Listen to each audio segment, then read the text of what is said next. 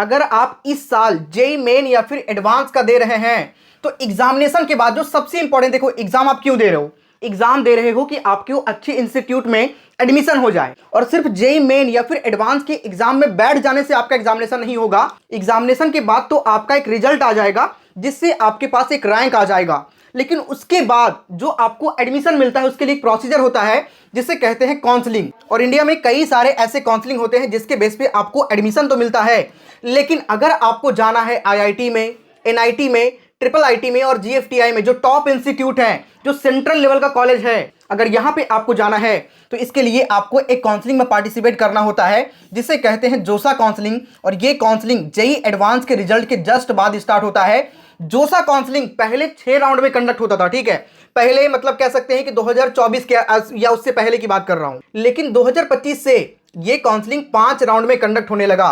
तो अब ये काउंसलिंग 6 राउंड में कंडक्ट नहीं होता है, अब ये काउंसलिंग सिर्फ 5 राउंड में कंडक्ट होता है। इस बात को थोड़ा सा ध्यान से समझिएगा। और जोसा में जो इंस्टीट्यूट पार्टिसिपेट करता है वो हर एक इंस्टीट्यूट, आईआईटी भी करता है, एनआईटी भी करता है, ट्रिपल आईटी भी करता है और जीएफटीआई भी करता है। और इसके लिए पूरे इंडिया में अगर हम सीट की बात करें तो 60 से लेकर के 65,000 के आसपास सीटें हैं। आईआईटी, एनआईटी, ट्रिपल आईटी और जीएफटीआई मिलाकर रख लें तो 60 से 65,000 के आसपास सीट है। लेकिन जब काउंसलिंग होता है तो सभी सीट जोसा के थ्रू फिल नहीं होता है, ठीक है, इसमें से कुछ सीट बच जाते हैं। और जो सीट बचता है तो जोसा के बाद एक और काउंसलिंग होता है इसी का स्पेशल राउंड कहते हैं, जिसे कहते हैं सेंट्रल सीट एलोकेशन बोर्ड यानी कि सीसैब। लेकिन सीसैब में एक बात ध्यान रखना कि जोसा में आईआईटी भी पार्टिसिपेट करता है, एनआईटी भी, ट्रिपल आईटी भी, जीएफटीआई भी, लेकिन सीसैब के अंदर आईआईटी पार्टिसिपेट नहीं करता है। सीसैब के अंदर ओनली एनआईटी, ट्रिपल आईटी और जीएफटीआई पार्टिसिपेट करता है। इसका मतलब यह हुआ कि जो बच्चा एडवांस दे रहा है और एडवांस में अच्छे रैंक आते हैं तो एडवांस के रैंक के बेस पे अगर उसको आईआईटी में जाना है तो सिर्फ जोसा में ही उसको आईआईटी में जाने का मौका मिलेगा। अगर वो सीसैब के अंदर पार्टिसिपेट करता है तो यहां पे उसको सिर्फ एनआईटी, ट्रिपल आईटी, जीएफटीआई मिलेगा, यहां पे उसको आईआईटी नहीं मिलेगा, क्योंकि आईआईटी सिर्फ जोसा में पार्टिसिपेट करता है जिसके लिए टोटल 5 राउंड का काउंसलिंग होता है। इतनी बातें आपको समझ में आ चुका है, ठीक है। जोसा, सीसैब के बारे में आपको बेसिक इंफॉर्मेशन मिल गया। लेकिन भाई जोसा काउंसलिंग कंडक्ट कैसे होता है, कब स्टार्ट होता है और इसका कंप्लीट प्रोसीजर क्या है, बहुत सारी चीजें इसके अंदर आपको ध्यान रखना होता है। अगर थोड़ा सा भी चीजें आप मिस करेंगे, एक भी इंफॉर्मेशन आप सही से समझ नहीं पाएंगे तो आपको आने वाले टाइम में बहुत ज्यादा प्रॉब्लम हो सकता है। और ये काउंसलिंग थोड़ा सा क्रिटिकल होता है, थोड़ा सा टेक्निकल टाइप का है, इसलिए आप ध्यान से इस वीडियो को देखिएगा।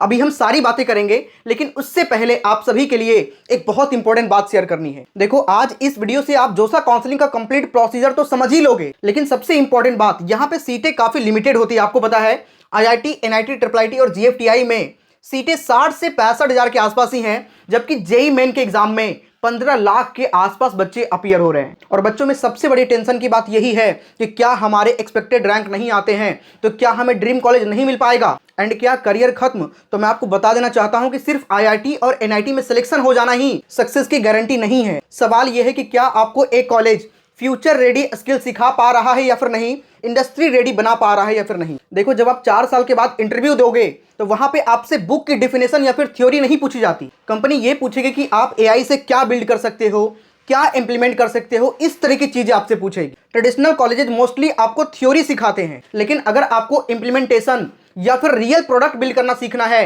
तो उसके लिए आपकी अप्रोच थोड़ी अलग होनी चाहिए, थोड़ी डिफरेंट होनी चाहिए। और इसी वजह से आजकल के स्टूडेंट सिर्फ जोसा काउंसलिंग या फिर रैंक पर फोकस नहीं कर रहे हैं, बल्कि ये देख रहे हैं कि कौन सा कॉलेज एक्चुअली में आपको स्किल सिखा रहा है। और इसके लिए एग्जिस्ट करता है Alta school of technology, founded by Ashish Munjal. Alta एक एआई फर्स्ट बीटेक डिग्री का प्रोग्राम है जो कि गवर्नमेंट अप्रूव्ड यूनिवर्सिटी के पार्टनरशिप में रन होता है। मतलब डिग्री भी वैलिड और लर्निंग कंप्लीटली फ्यूचर फोकस्ड। यहां डिफरेंस ये है कि स्टूडेंट डे 1 से ही कोडिंग पर फोकस करते हैं और साथ ही फर्स्ट ईयर में ही स्टूडेंट लर्न करते हैं C++, जावास्क्रिप्ट या फिर वेब डेवलपमेंट, और सेकेंड ईयर तक स्टूडेंट बैकएंड सिस्टम, डेटाबेस और एलएलएम प्रोजेक्ट्स पर काम करते हैं। मतलब जीपीटी जैसे टेक्नोलॉजी को रियल प्रोडक्ट में इंटीग्रेट करना, और साथ ही प्रोजेक्ट्स भी बिल्ड करते हैं जैसे AI image generator, real time AI applications. और मेंटरशिप की बात करें तो यहाँ पे आपको गूगल, अमेजॉन, माइक्रोसॉफ्ट जैसे टॉप कंपनीज को जो एक्सपर्ट हैं वो आपको यहाँ पे मेंटर करते हैं, वो आपको गाइड करते हैं। और साथ ही यहाँ पे 15+ एआई टूल्स पर काम होता है जैसे open AI, Apple labs, Hugging Face, GitHub, Copilot. और ये कोई क्लासरूम नहीं बल्कि एक लाइव टेक लैब जैसा है। और साथ ही स्टूडेंट को ऑल्टा फाउंड्री का एक्सेस भी मिलता है where they can simulate tech projects in a virtual world, जहां स्टूडेंट प्रोडक्ट्स बनाते हैं, प्रोजेक्ट्स नहीं। और थर्ड ईयर में इंटर्नशिप शुरू हो जाती है with placement support, over 25 career mentors and training in resume building और इंटरव्यूज एंड स्टार्टअप पिचिंग के लिए भी मतलब मांग लेवल जॉब्स का प्रॉपर सपोर्ट बना रखा है। और सबसे बड़ी बात यहाँ पे सिर्फ 30% बच्चों का ही सिलेक्शन होता है। इसीलिए अगर आपको यहाँ पे एडमिशन लेना है तो अब बिल्कुल भी लेट मत करिए। अप्लाई करने का लिंक आपको डिस्क्रिप्शन में मिल जाएगा।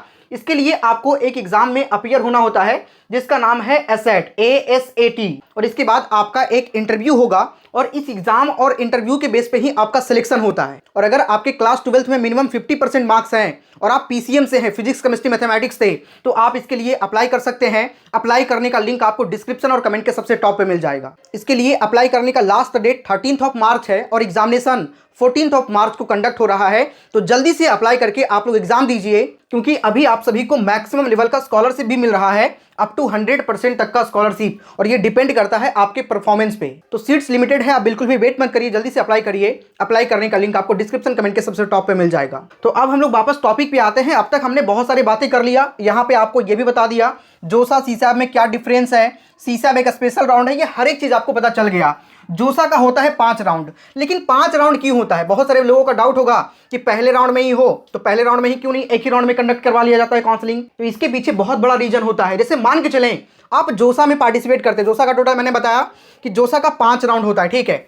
आपने पहला राउंड में पार्टिसिपेट किया और आपको NIT पटना के अंदर मान के चलें आपको जो है सिविल ब्रांच मिल रहा है, ठीक है। कौन सा मिला? सिविल। हो सकता है किसी बच्चे को ये वाला ब्रांच पसंद नहीं हो, तो ऐसे कंडीशन में क्या होगा? बच्चों के पास अगर एक ही राउंड कंडक्ट होगा तो कोई ऑप्शन ही नहीं होगा। इसीलिए बच्चों को दूसरा ऑप्शन भी मिलता है कि आप अपने सीट जो आपको मिला है उसमें इंप्रूवमेंट कर सकते हैं। और इसीलिए बच्चा नेक्स्ट राउंड में जब पार्टिसिपेट करेगा तो वहां पे उसके पास ऑप्शन होता है, स्लाइड का ऑप्शन होगा, फ्लोट का ऑप्शन होगा और फ्रीज का ऑप्शन होगा, ठीक है। ये 3 ऑप्शन तो जनरली आपको दिखता है। एक विड्रॉ का भी ऑप्शन होता है और एक एग्जिट का ऑप्शन होता है। ये 5 टाइप के ऑप्शन आपको यहाँ पे समझना होता है। स्लाइड का मतलब ये होता है कि मान के चलें आपने अपने प्रेफरेंस को फिल किया, टोटल मान के चले आप सीक्वेंस वाइज में फिल किए, पहले नंबर पे कुछ है, दूसरे नंबर पे कुछ है, इस तरीके से टोटल 50 प्रेफरेंस आपने फिल किया। सिविल जो NIT पटना का सिविल है उसे आप चौथे नंबर पर रखते हैं, लेकिन इसके पहले NIT पटना का मैकेनिकल आप रखते हैं, ठीक है। फिर उससे पहले आप इसके ECE को रखते हैं और उससे पहले आप यहाँ के CSE को रखते हैं। और चौथे नंबर पे क्या था? चौथा नंबर पर आपका सिविल था। अलॉटमेंट कौन सा हुआ? चौथे नंबर वाला हुआ।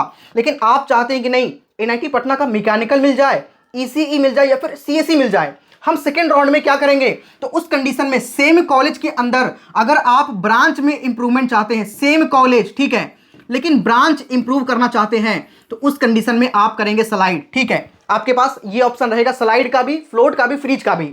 स्लाइड और फ्लोट में अंतर यह है कि सेम कॉलेज में ब्रांच इंप्रूव करना है तो स्लाइड करेंगे, लेकिन अगर आप चाहते हैं कि नहीं कोई सा भी कॉलेज हमें मिल जाए, बस जो सीट मिला है उससे अच्छा सीट हमें दोबारा मिले, तो उस कंडीशन में आप करेंगे फ्लोट, जिसमें आपको सेम कॉलेज नहीं किसी भी कॉलेज के अंदर कोई सा भी ब्रांच मिल सकता है, ये होता है फ्लोट। और फ्रीज का मतलब ये हुआ कि मान के चलिए आपको पसंद आ गया तो आप कर देंगे फ्री, और पसंद नहीं आया तो आप इनमें से कोई ऑप्शन चूज करेंगे। और विड्रॉ का मतलब ये हुआ कि जो सीट आपको मिला उसको आप विड्रॉ करते हैं, आप उस सीट को लेना नहीं चाहते, ठीक है। और यहाँ पे सबसे इंपॉर्टेंट एग्जिट का मतलब कि आप काउंसलिंग से ही बाहर जाना चाहते हैं। तो ये काफी इंपॉर्टेंट पॉइंटर्स था। काउंसलिंग अगर आप करने वाले हैं जोसा, सीसैब या फिर आप किसी भी काउंसलिंग में पार्टिसिपेट करने वाले हैं, चाहे तो आप किसी भी state level counselling, JAC Delhi में जाएंगे वहां भी ये ऑप्शन आपको देखने को मिलेगा, किसी भी टाइप के काउंसलिंग में जाएंगे तो ये वाला पॉइंटर्स आपको जरूर देखने को मिलेगा। इसलिए ये चीजें मैंने आपको बता दिया ताकि बाद में आपको कोई भी प्रॉब्लम ना हो। सेम उसी टाइप से राउंड 2 का सेम हो गया।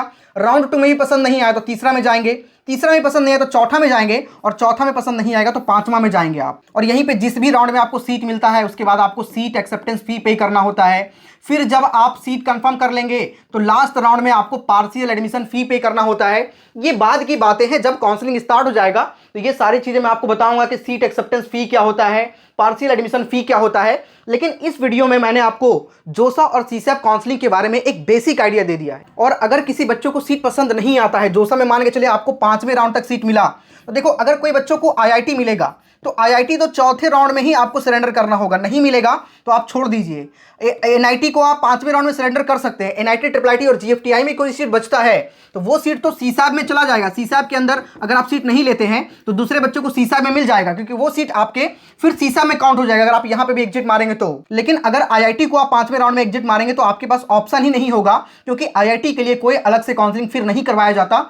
सिर्फ आईआईटी के लिए एक ही काउंसलिंग होता है जिसे जोसा कहते हैं। तो जोसा को आपको जो अगर एग्जिट करना होगा, कोई सीट सरेंडर करना होगा, तो आप चौथे राउंड में ही सरेंडर करना होगा, 5वें राउंड में सरेंडर करने का ऑप्शन नहीं मिलेगा। जबकि एनआईटी, ट्रिपल आईटी और जीएफटीआई को आप लास्ट राउंड में भी सरेंडर कर सकते हैं, क्योंकि यहां पे जैसे ही सरेंडर करेंगे ये सीट आपके सीसम में काउंट हो जाएगा और सीसम में किसी और बच्चों को मिल जाएगा। तो ये सारी जो बेसिक चीजें जो काउंसलिंग से रिलेटेड आपको समझना था, मैंने आपको इस वीडियो में बताने का प्रयास किया है। फिर भी अगर कोई डाउट बचता है तो कमेंट करिएगा, कमेंट में रिप्लाई करने का ट्राई करेंगे। और अगर आप चैनल पर नए हैं तो सब्सक्राइब कर लीजिएगा, क्योंकि ये चैनल अभी से लेकर के जब तक आपके एडमिशन नहीं हो जाते, इवन आपके प्रॉपर काउंसलिंग तक हम लोग आपको कंप्लीट सपोर्ट करते हैं। ये पूरा चैनल ही जेईई मेन और एडवांस वाले बच्चों के लिए डेडिकेटेड है और हर एक चीज को काफी सिंपल तरीके से आपको बताने का हम लोग प्रयास करते हैं। सो जल्दी से आप लोग सब्सक्राइब करके बेल आइकन दबा लीजिएगा। और साथ ही एक और बात, जो मैंने अल्टा स्कूल ऑफ टेक्नोलॉजी के बारे में आपको बताया है, एक बार फिर से याद दिला दूं, उसकी अप्लाई करने का लिंक डिस्क्रिप्शन कमेंट के सबसे टॉप पे है।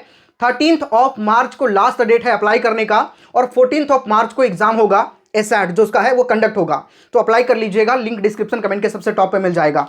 चलिए मिलते हैं किसी नेक्स्ट वीडियो में, तब तक के लिए जय हिंद। इस वीडियो में मैंने आपको हर एक चीज को काफी डिटेल में समझाने का प्रयास किया है।